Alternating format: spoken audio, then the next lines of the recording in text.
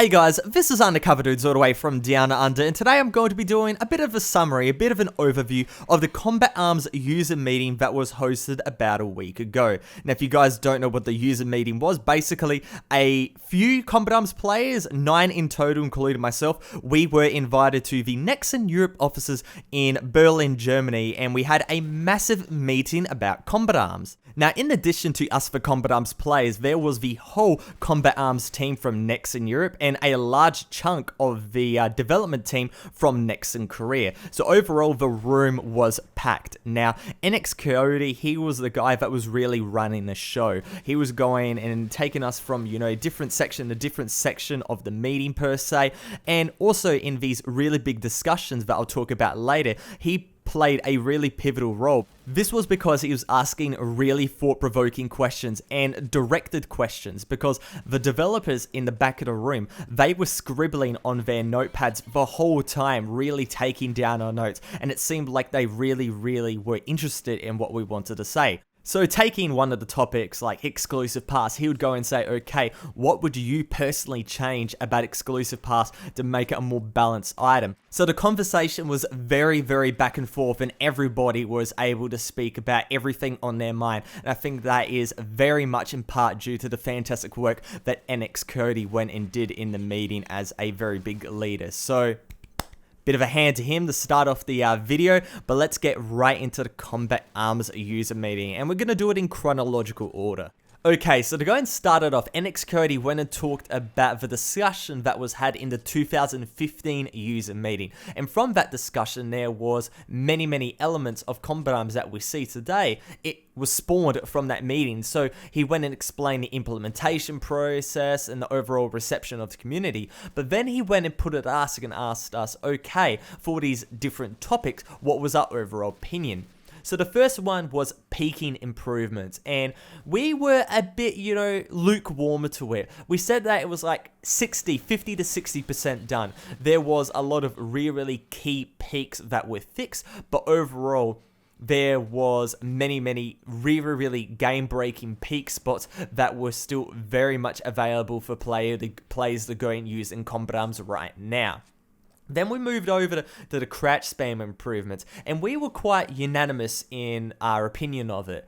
It was saying, okay, crouch spamming is a very big problem, and this fix basically went and removed it entirely. NX Cody himself went and put the idea forward that did Nexon went and make it maybe a little bit too strong, but we were saying, okay, it might be a bit strong in some plays, but those are the players that are abusing it. Those are the players that are trying to go and take advantage of crouching. Players that don't need to take advantage of repeated crouching will be absolutely fine with this update, and we were quite unanimous that the crouch spam update was a good one. Talking about the exclusive pass, it was very simple. Unlimited instant respawn was broken, and instant respawn was brought up a lot in the meeting, and overall we said that unlimited respawn does not have a place in Combat Arms, and especially unlimited instant respawn with exclusive pass.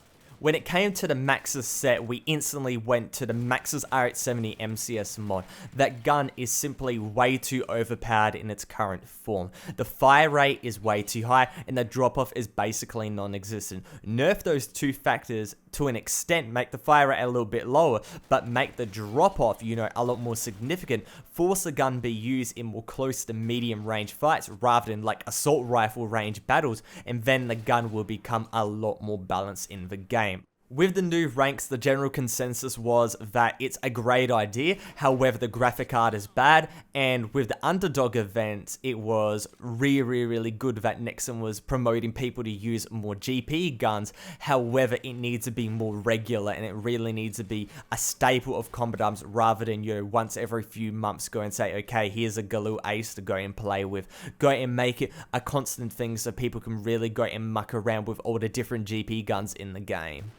Now, after that, a presentation was held, and with that, NX Cody and Jake, who was the head of technology at Nixon Europe, they went and talked about the new elements, the new additions to Combat Arms in 2016, and was split into 3 sections. The first one was the graphics update, then the user interface, and then matchmaking. We had a little bit of a demo of the graphics update in the meeting room, but then we were allowed to go and play on the new Combat Arms, basically, for a short duration, about 15 to 20 minutes.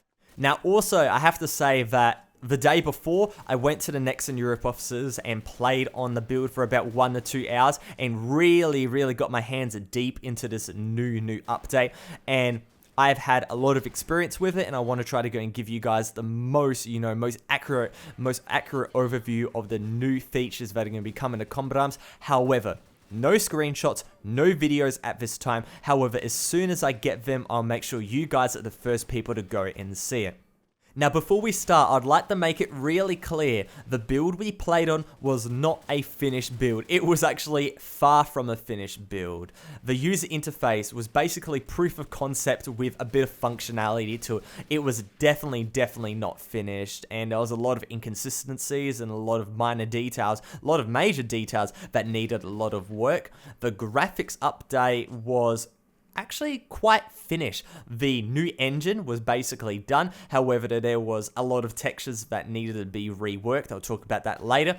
Matchmaking, it worked quite well. However, again, that needed a bit of work in some areas as well. So overall, the new update, not complete in any way, shape, or form. So this is an opinion that will definitely be very different in comparison to the build that you guys will be able to go and play, and that I'll be able to go and play on in the very near future. I believe in about 1 to 2 months, 2 months I think, around September is when the update is about to land. Quarter 3, quarter 4 is when Nexon Europe is going putting it.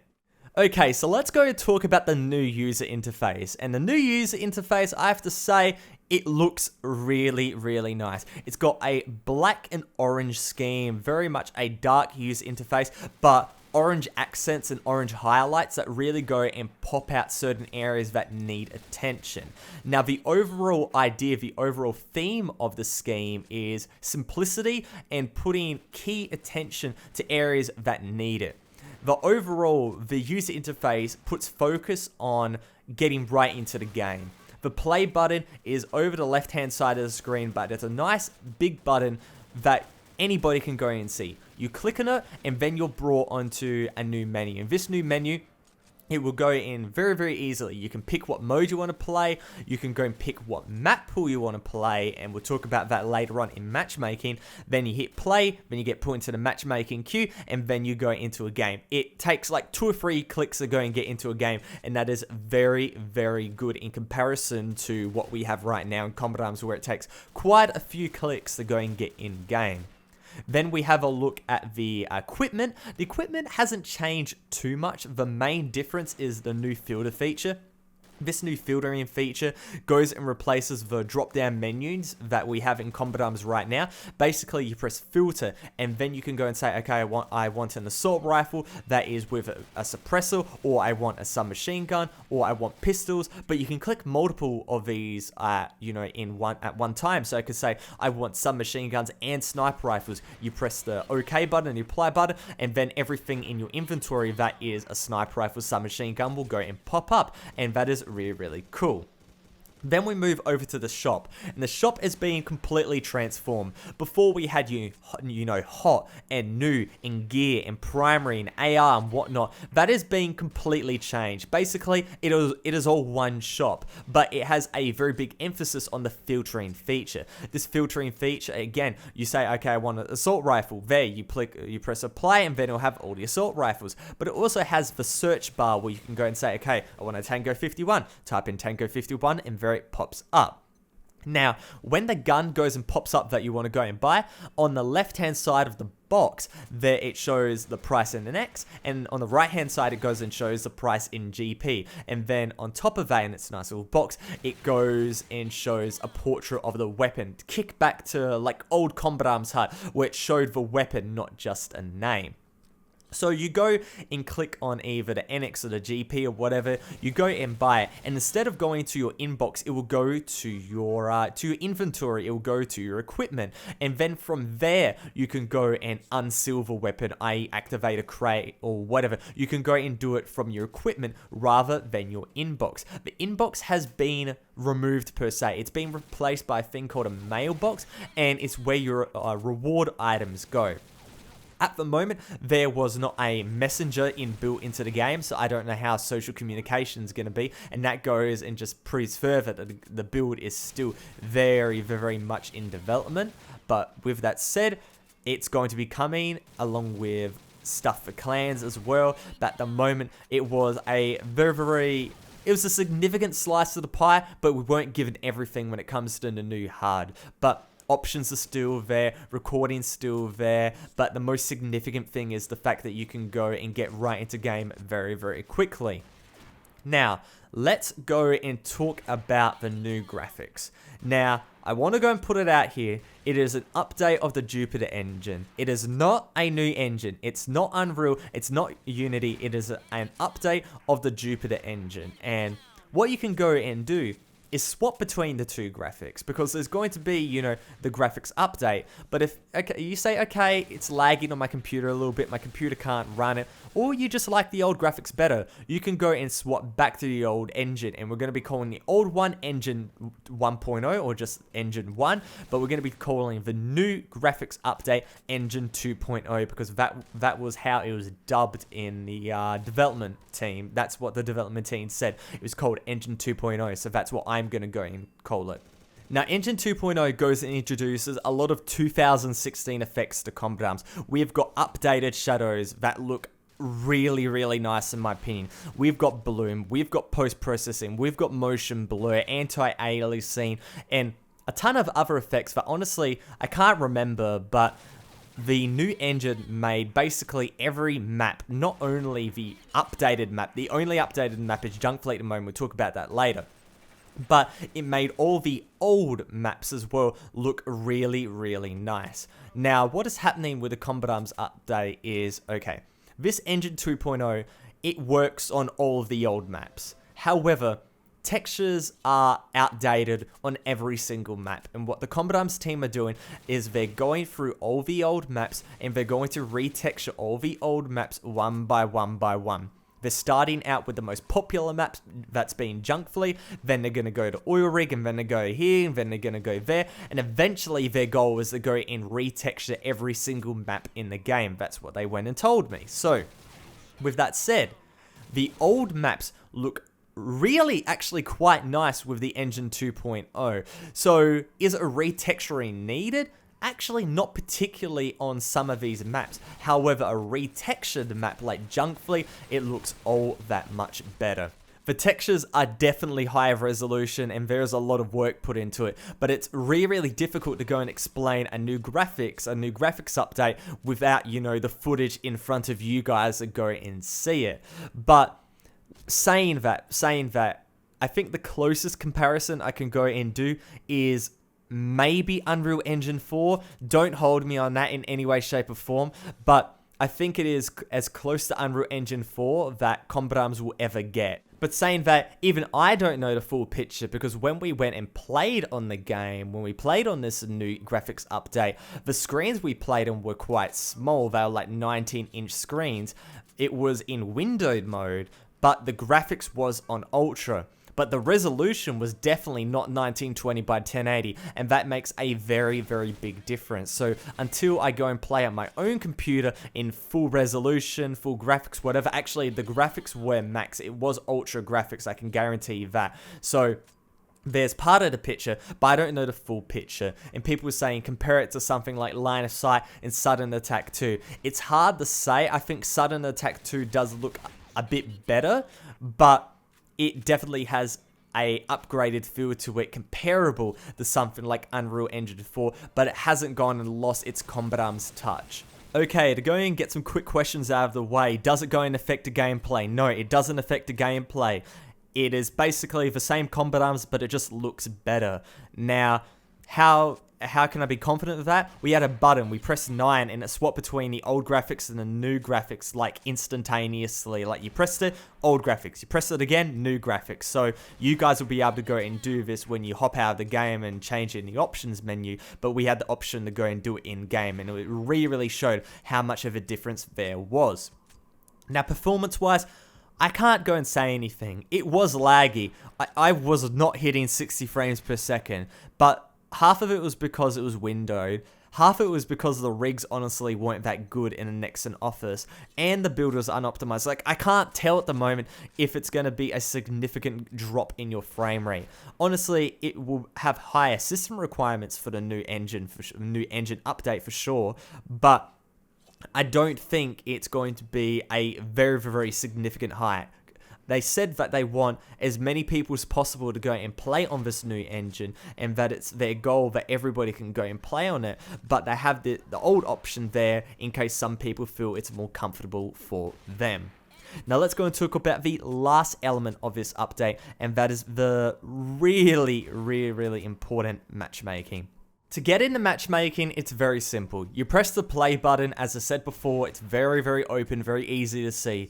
You click what mode you want to play. You click what map pool you want to go and play, because we're going to have active and inactive map pools. So if you want to go and play an active one, that's going to be like Junk Fleet, Death Room, Oil Rig, like really popular maps. And then we're going to go and have some of the less popular maps, but people go and play it. I would say Gravedigger would be in the inactive map pool, but there's 2 map pools at the moment. You press play and then you go into matchmaking, and it will go and find people that have relatively similar skill to you. Now, this is not a term of matchmaking rank. In terms of MMR, Eloy, whatever, that does not exist at the moment. The matchmaking that we have, that we're going to have, it's going to be simply, it's going to go in and find you a game, a casual game, where you hop in versing people that are basically around the same skill level as you. Now, are we going to go and get ranked matchmaking with ladders and divisions and all that type of stuff? Down the line, they said. Down the line, but they want to go and get the core fundamentals set, and then later on, we'll definitely go and see something like that with a definite emphasis on esports and whatnot, and I'll talk about that probably in another video because this is getting quite long. But going back to matchmaking, you hop in game, it'll find some people, you just say, we're searching, blah, then you hop in the game and you hit play the game. Now, after the game finishes, you have the option to say, okay, do you want to go and vote to go and play for another map? And you have a choice of whatever maps are in that pool. We explicitly said, make sure that you can't go and vote for the same map, because in Counter-Strike Global Offensive, everybody just goes Dust 2, Dust 2, Dust 2. But in Combat Arms, there's so many maps, so make it so you can't vote for Oil Rig 2 times in a row, or you can't vote for Oil Rig 3 times in a row. Maybe 2 times in a row would be okay, but make sure you can't go and vote for it multiple times, so we can go and swap it around. Now, you guys may ask, what is happening to custom matches? Well, custom matches, they're still sticking around. They're still going to be in Combat Arms, but they're going to take a bit of a back seat. There will be a menu for you guys to go and open custom matches, and that will be, very open for you guys to go and do so. But the emphasis is going to be on matchmaking. It's going to be hit that play button, click a mode, click a map, get in game, and that is going to be the main emphasis, because they want to make it as easy as possible for new players to get right in game. Older players, more veteran players that want to go and host their old rooms, like me, if I want to go to sub room and a live stream, I'll be more than capable of doing that, because it'll simply be a custom room option somewhere in a build. That option wasn't there, so I can't tell you how it'll be implemented, but Nexon did say it will be implemented by the time it will be released. Now, let's go and talk about this whole new update and all of that. Basically, what's going to go and happen when the massive update hits, the user interface will be just hit across everybody. So everybody will go and get the new user interface at once. But the new graphics update, that will go and happen over a period of time. There will be a beta period where certain people will get it, and it will be introduced in time. And I think that's really good because any bugs, any really big bugs with the new engine, people can go and report it, because there's always going to be bugs when you go and implement a really big change like this. Matchmaking, I believe it's going to be hit in one go as well, along with the user interface. So it's going to be a big change to Combat Arms, but if you don't like the new changes, you can go and play Combat Arms exactly the way you played it before, with custom rooms. You can go and play it basically the same. The only difference is the new user interface, which I think is a very big step up from the old one. Now, we also talked about a ton of issues relating to Combat Arms. That's going to be in a completely different video. I'm going to go in more detail when I get more information, when I get new screenshots and videos about graphics and user interface. I make new videos about that as well, but that is all we're going to be doing for now. Hopefully you guys enjoyed this video. If you did, make sure to go and give it a like rating. But other than that, it's Undercover Dudes all the way from Down Under.